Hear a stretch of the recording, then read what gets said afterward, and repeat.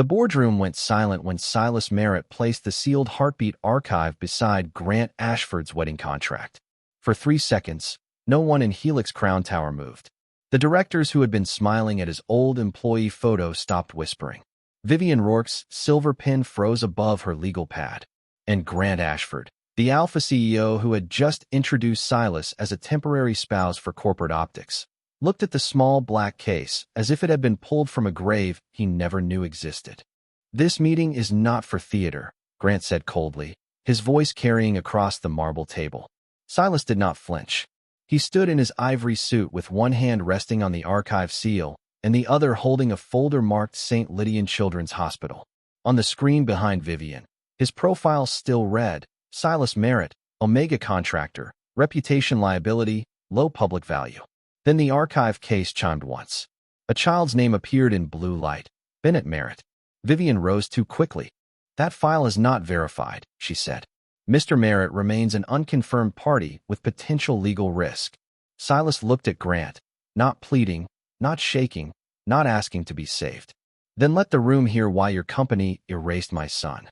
For days earlier, Silas had opened the contract at his kitchen table while Bennett slept under a dinosaur blanket in the next room. One small hand curled around a wooden airplane Silas had repaired twice. The offer had arrived in a matte black envelope carried by an Ashford Helix courier who would not meet his eyes. 6 months of fake marriage.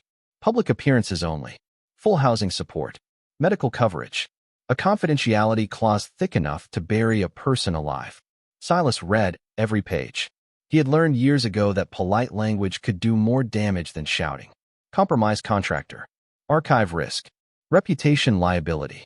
Those words had followed him from hospital intake desks to job interviews, from insurance appeals to school forms where Bennett's second guardian line stayed blank, because someone at Ashford Helix had locked the truth behind corporate privilege. At the bottom of the contract was Grant Ashford's digital approval. Not a personal note, not an apology, just a signature from the Alpha whose company had made Silas disappear on paper. Silas should have thrown the envelope away. Instead, he opened the old fireproof box beneath the sink and took out the St. Lydian access card, the restored chain of custody receipt, and the heartbeat archive he had spent 3 years rebuilding from damaged hospital backups. Bennett's first recorded heartbeat was inside that case, not as a memory Silas could afford to cry over, but as evidence. Family evidence. Legal evidence. The only proof powerful enough to force a tower full of alphas to listen. So Silas returned the contract with 3 handwritten clauses, no private obligations, no control over his home, and no decision involving Bennett without Silas's written consent. He expected Ashford Helix to reject it. They accepted within 7 minutes. That was when Silas understood the trap was bigger than a fake marriage. Vivian did not choose him because he was harmless. She chose him because she believed he had already lost. Now, on the 71st floor, with Grant Ashford staring at the child's name glowing on the boardroom screen, Silas broke the archive seal, and the first heartbeat began to play. The first heartbeat filled the boardroom like a small, steady knock from a locked room. No music, no dramatic filter, just the clean hospital rhythm of a newborn record stamped by St. Lydian Children's Hospital and time-coded 4 years ago. Grant Ashford's expression did not break, but something behind his eyes shifted. He knew that tone. Not the heartbeat itself, but the system alert beneath it, the soft chime used only for files tied to the Ashford family trust. Vivian recovered first. "Audio can be duplicated," she said, closing her folder with careful precision. "A sentimental recording does not create legal standing." Silas slid the hospital folder across the table, stopping it exactly before Grant's hand. "That is why I brought the chain of custody." Grant did not touch it at first. He stared at Silas as if seeing the man under the boardroom lights for the first time, not the filtered profile Vivian had prepared, not the tired photo on the screen, not the phrase reputation liability stamped across his name. "Why was this never submitted to my office?" he asked. Silas's answer was calm enough to cut. It was. 3 times. The room changed again. A director near the end of the table lowered his eyes. Vivian's jaw tightened by 1 quiet degree. Silas opened the next page himself because he would not let anyone else translate his life into corporate language. First submission, rejected for missing guardian verification. Second submission, returned due to archive contamination. Third submission, sealed under executive review. He tapped the last line. Your review. Grant finally pulled the folder closer. His signature was there, clean and digital, attached to an order freezing all related St. Lydian files pending fraud investigation. For years, that signature had been the wall Silas hit every time he tried to secure Bennett's medical coverage, school registration, and protected child status. Grant remembered the day only vaguely. A merger crisis, a legal briefing, Vivian standing beside him with a tablet, saying an unverified party had attempted to attach a minor to the Ashford Trust during a hostile shareholder week. He had signed because he trusted his legal office. He had signed because the file was marked urgent. He had signed without asking whose life would stop moving afterward. I was told the record was fabricated, Grant said, quieter now. Silas nodded once. Not in forgiveness, only acknowledgement. And I was told your office had reviewed the original hospital data. That was also false. He turned another page toward the board. A new document appeared on the screen as the archive case synced with the room's projector. The same freeze order, but with two different timestamps. One bore Grant's signature at 8:42 p.m. The other, hidden in the hospital backup, showed Vivian Rourke accessing the file at 8:17 p.m., 25 minutes before Grant approved anything. A murmur ran across the table, but Silas did not raise his voice. Someone edited the summary before it reached him. Grant looked at Vivian. Explain that. Vivian smiled thinly, the kind of smile built for depositions and closed settlements. Legacy metadata often appears inconsistent after restoration. Mr. Merritt is skilled with archives. That is precisely why he remains a legal risk. Silas reached into his coat pocket and removed one final item. A small laminated badge from St. Lydian, faded at the edges. Then asked the nurse who logged Bennett's family scent record that night, he said. Because she is downstairs. Grant stood so suddenly his chair rolled back against the glass wall, and for the first time Vivian looked afraid. Grant's chair had not stopped rolling when Vivian lifted one hand toward the ceiling cameras. Seal the boardroom, she ordered, her voice sharp enough to make two junior directors straighten. This meeting has been contaminated by unauthorized medical material. The glass doors clicked as the tower security system responded. Silas heard the lock engage behind him, but he did not step back.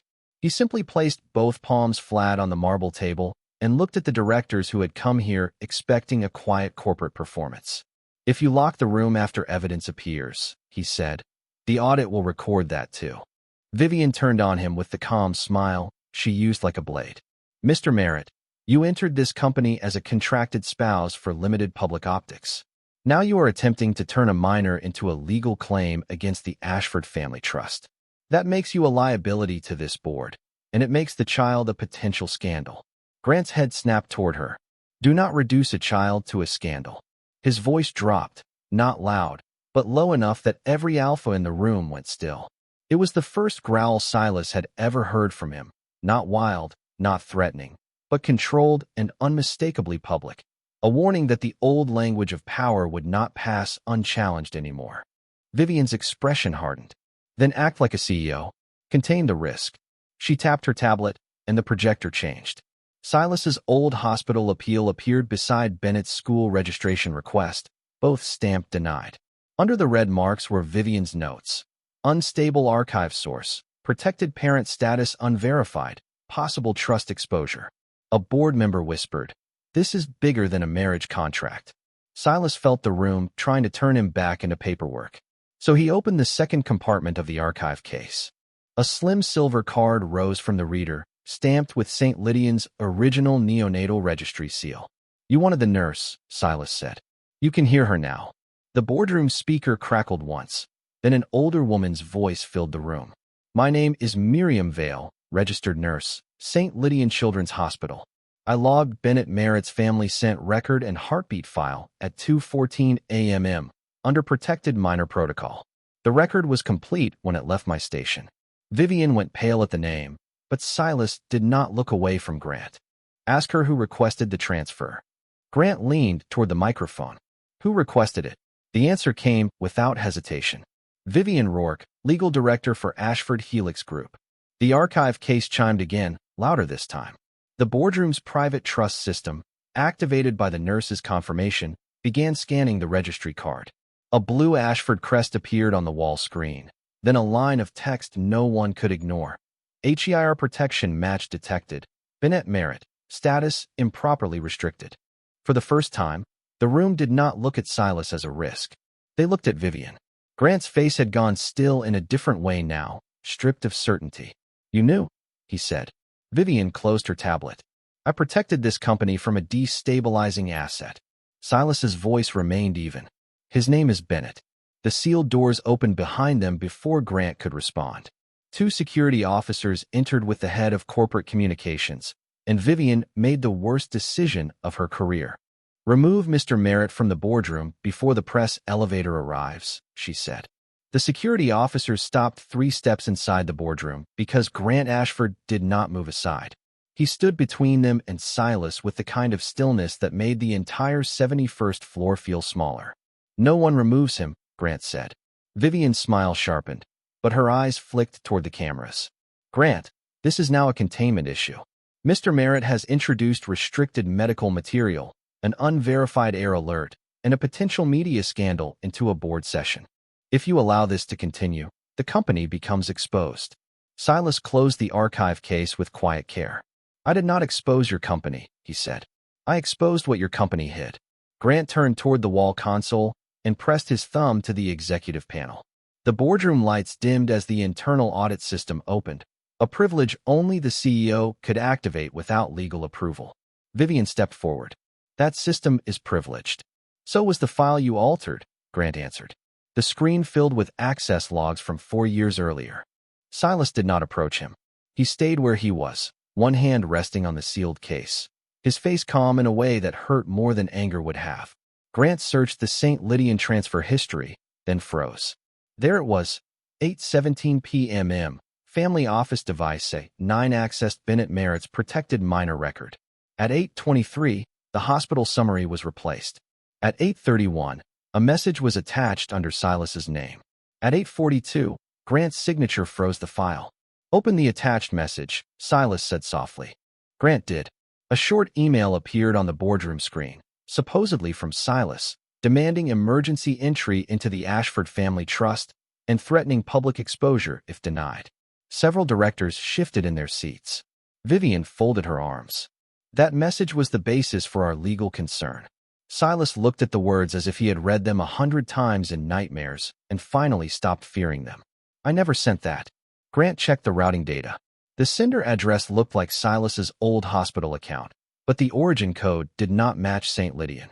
It matched a secure internal relay inside Helix Crown Tower. The room fell into another layer of silence.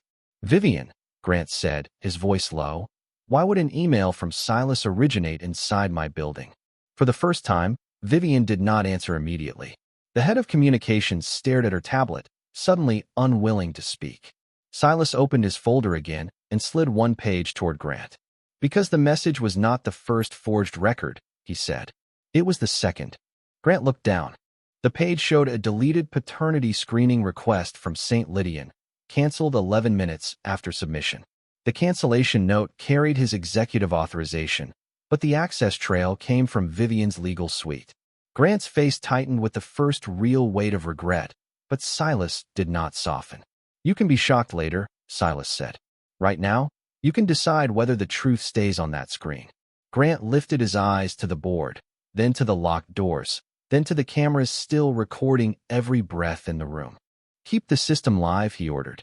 Vivian reached for her phone, and Silas finally understood the truth was larger than Bennett's file. Vivian's phone lit up before Grant could order it taken from the room, and the name on the screen made Silas's pulse go cold.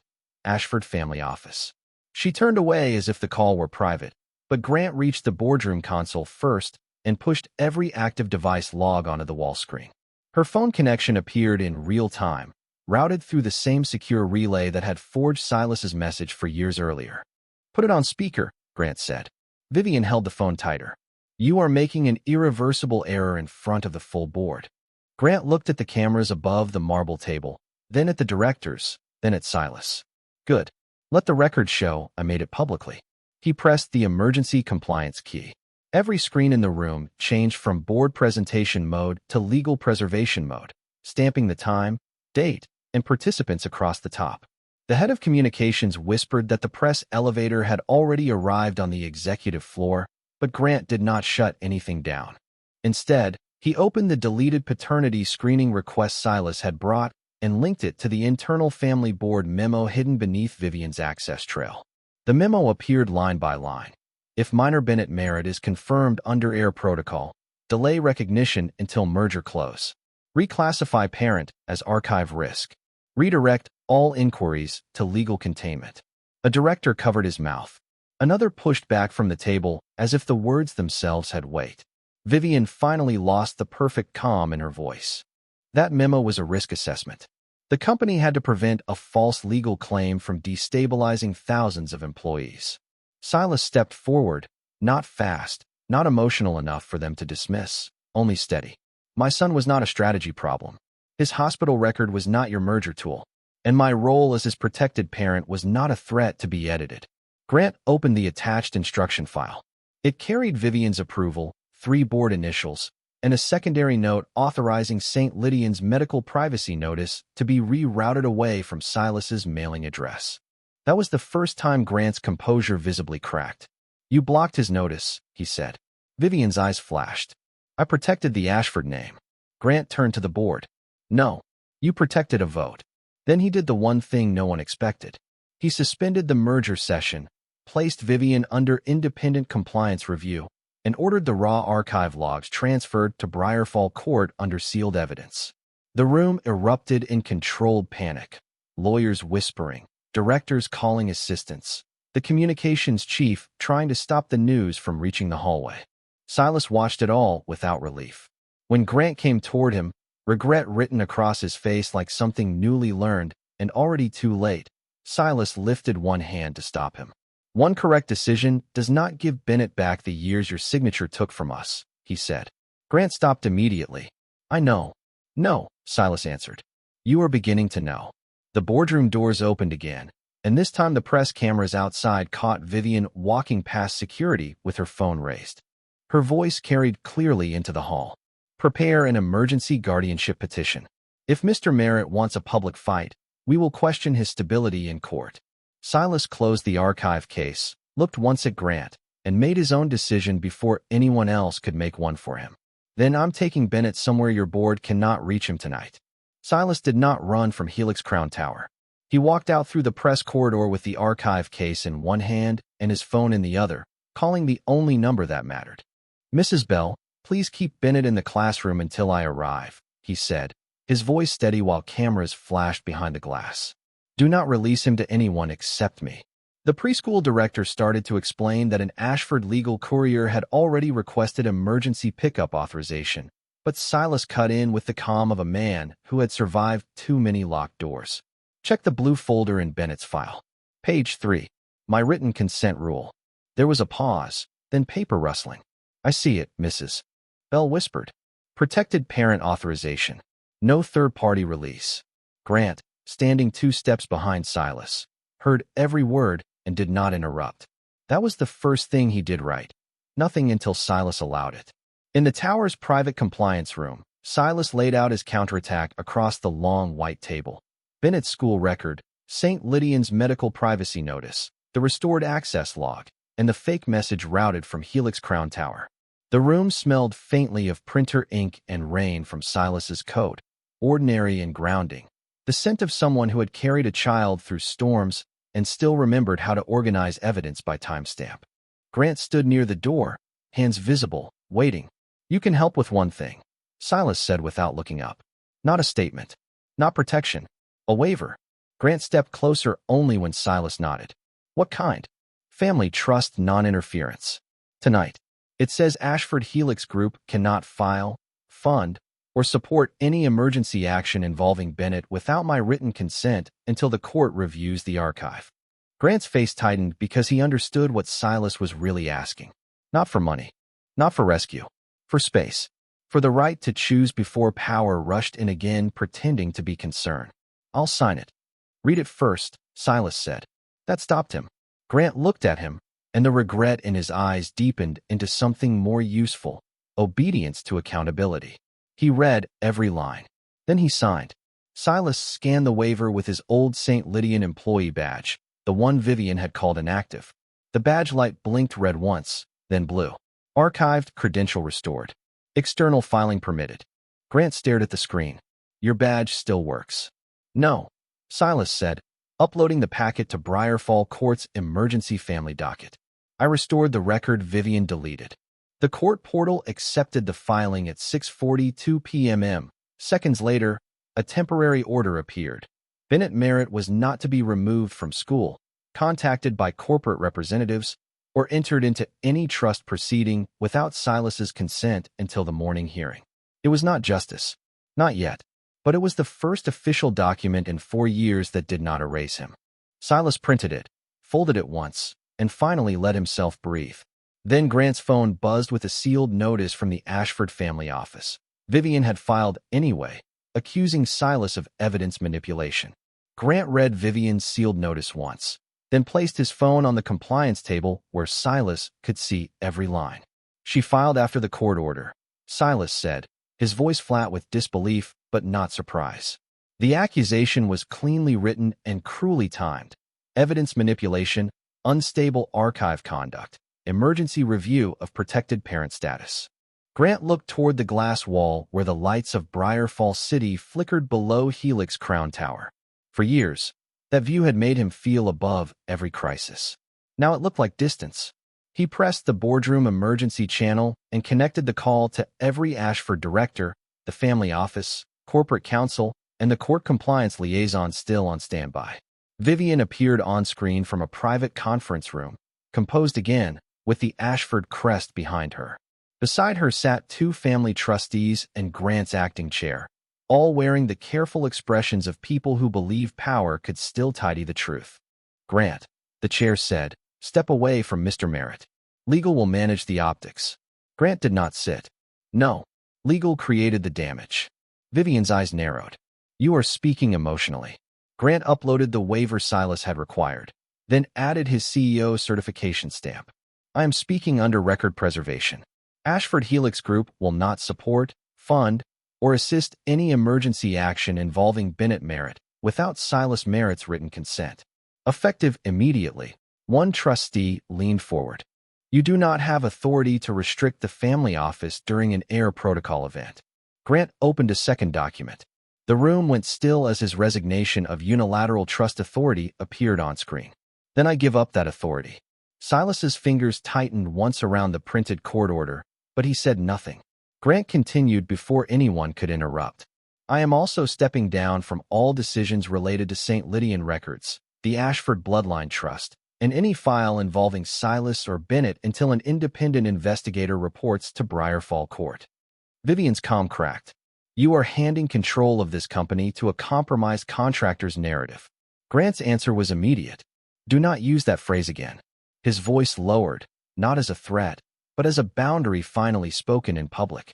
Silas Merritt is a protected parent. Bennett Merritt is a child. Their medical privacy was violated under this company's systems, and I signed the freeze order that helped hide it. I will testify to that tomorrow. The acting chair warned him that the board could suspend him before morning. Grant clicked the final button anyway, releasing the raw access logs, Vivian's memo, and his signed witness statement to the court liaison. Then suspend me with the evidence attached. For the first time, Silas looked at him not like an enemy, but not like a forgiven man either. There was a small shift in his expression, painful and guarded, as if a locked door had opened 1 inch and no further. The court liaison confirmed receipt. Vivian ended her call without another word. Grant turned to Silas. What do you need next? Silas folded the court order and put it in his coat pocket. For you to understand that choosing the truth tonight does not make you safe to trust tomorrow. Grant nodded, and for once, he did not ask for more than time had earned. By the time the morning hearing ended, Grant Ashford had lost 3 board votes, temporary authority over the family trust, and the right to speak first in any room involving Bennett Merritt. Silas considered that a beginning, not a victory. The court order gave them 2 hours at St. Lydian Children's Hospital to restore Bennett's medical file under protected parent review, and Grant arrived exactly 7 minutes early, not with flowers, not with a toy that cost more than Silas's rent, but with a plain canvas bag containing apple crackers, water bottles, a spare phone charger, and printed copies of every waiver he had signed before sunrise. He stopped outside the pediatric records office and did not follow Silas in until Silas looked back and said, "You can wait by the chairs." Grant nodded once and sat beside the vending machine like a man learning that power could also mean staying where he was told. Bennett sat on Silas's lap during the file restoration, swinging his shoes gently under the chair while the records clerk unlocked 4 years of frozen pages. When the screen finally updated from restricted minor inquiry to protected child file active, Silas's hand tightened around the edge of the desk. He did not cry. He read every line. Insurance, school notice, medical privacy, guardian contact, family sent record, heartbeat archive, all restored under his name first. Grant watched from across the room, silent, until the clerk asked whether Ashford family office should receive duplicate access. Before Silas could answer, Grant stood. "No," he said, placing a signed restriction form on the counter. "No Ashford office, board member, trustee, or executive receives anything without Silas Merritt's written consent." The clerk looked to Silas, not Grant. That mattered. Silas took the form, read it fully, and only then gave a small nod. Bennett turned in Silas's lap and studied Grant with the solemn focus only a 4-year-old could manage. "Are you the tower man?" he asked. Grant's face softened, but he did not step closer. "Yes, my name is Grant." Bennett looked at the canvas bag. "Did you bring airplane tape?" Silas blinked. Grant reached into the bag and pulled out a small roll of blue painter's tape, still sealed. "Your teacher said wooden wings crack when regular tape is too sticky. May I give it to your papa?" Bennett considered this, then nodded.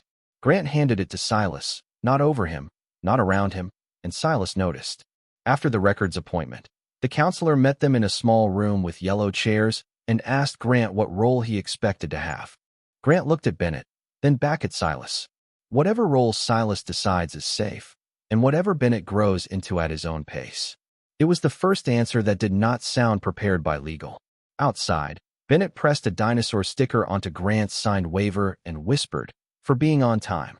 Silas looked at the crooked sticker, then at Grant's careful stillness, and said, "Next Tuesday, same time.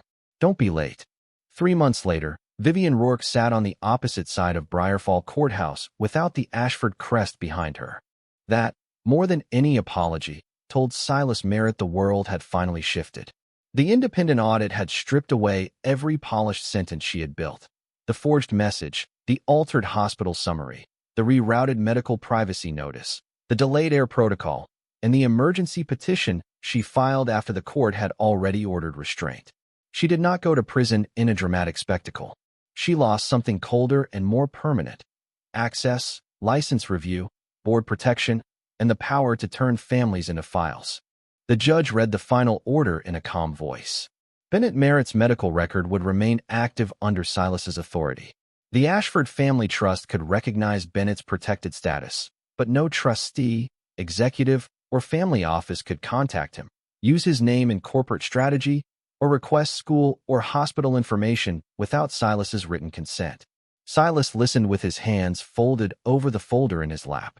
He was not the embarrassed Omega from the Boardroom profile. He was the protected parent the record now named first. Grant Ashford stood when his turn came, but he did not look at the cameras. He looked at the judge. "I accept the restrictions," he said. "I also asked the court to enter my permanent waiver of unilateral decision-making for any matter involving Bennett Merritt." A murmur moved through the room. Grant continued, steady. "I have stepped down from trust decisions, funded the independent archive repair program without naming rights, and submitted every executive signature connected to the St. Lydian freeze order. I am not asking the court, or Silas, to treat that as enough. I am asking that the correction remain enforceable when I am not in the room." Silas turned slightly at that, not because the words healed everything, but because they did not demand reward. After the hearing, Bennett sat in the courthouse family room building a crooked paper tower from pamphlets. Grant stopped at the doorway and waited until Silas noticed him. "May I come in?" he asked. Silas looked at Bennett first. Bennett shrugged with great seriousness. "He can hold the blue tape." Grant accepted the tape like it was more important than any contract he had ever signed. He sat on the floor at a respectful distance while Bennett explained which paper walls needed support. No one called it forgiveness. No one called it a family yet. But when the paper tower leaned, Grant did not take over. He held the corner where Bennett pointed and let the child decide where the next piece belonged. Silas watched from the chair by the window, the final court order resting beside him, warm sunlight crossing his name printed clearly on the first page. For years, every system had taught him that love needed permission from powerful people to survive. Now Bennett laughed because his tower stayed standing, and Grant looked to Silas before smiling back. Silas picked up the folder, slid the fake marriage contract from inside, and tore it once across the middle. Then he handed Grant a new sheet of paper. Tuesday visits. Counseling continued. School pickup only with consent. No exceptions. Grant read every line before signing. Silas took the pen back and said, "Trust is not restored in a courtroom." Grant nodded. "Then I'll keep showing up outside one." Bennett pressed a dinosaur sticker onto the new agreement, crooked and bright. For the first time, Silas did not feel erased. He felt heard. And in the quiet courthouse room, with justice behind them and time still ahead, home began as something small, chosen, and safe.